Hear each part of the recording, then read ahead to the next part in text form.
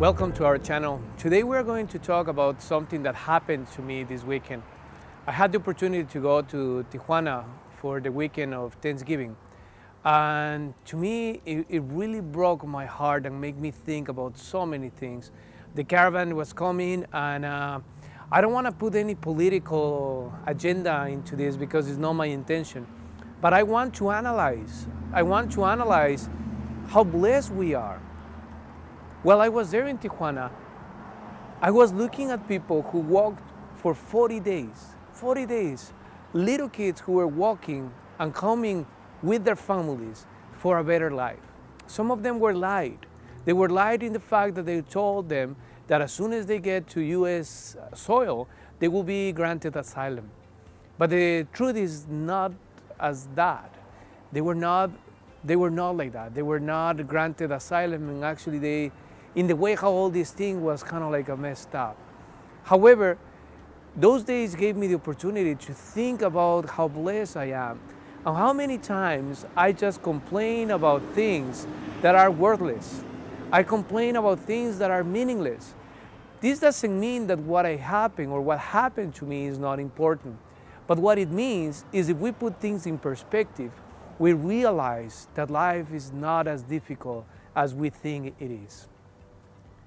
I was there in the desayunador with the Salesians, and you can see people waiting in line to eat. You can see people waiting in line to get a haircut. You can see people waiting in line to make a phone call to be able to talk to their parents or to talk to their family members and tell them that they were okay. And then I had the opportunity to be at the caravan as well and see where they were sleeping. They were sleeping in a place that you just can't imagine. It's just tarps and that's it. And to me, it's just make me think about my life, make me think about how many times I complain because, I don't know, my boss is not happy with me, or because, I don't know, my parents are not happy with me, or because my girlfriend is upset with me. And then it's like, why?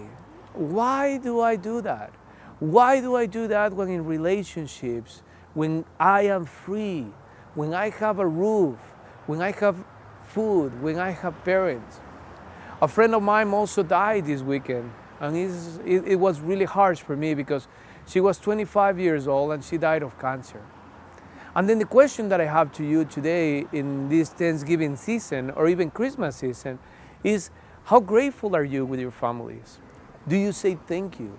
Do you give them hugs? Do you give them kisses and you say, hey, I love you? Maybe the last time you told them, I love you, they ask you, what do you need?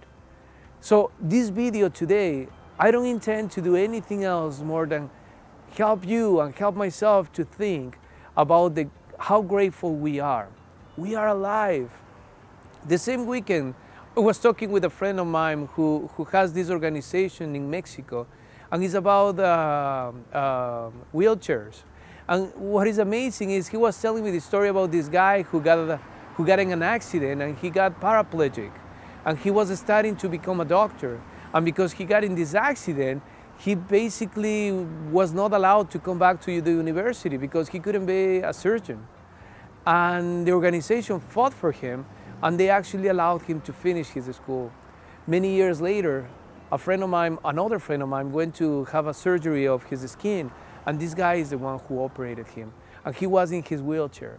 So my question is, we have all the senses, we have everything in us. We have everything. What do we need? Why do we complain? Why do I complain so much? And that has made me think, and in the way how I approach things. Can I actually approach things differently?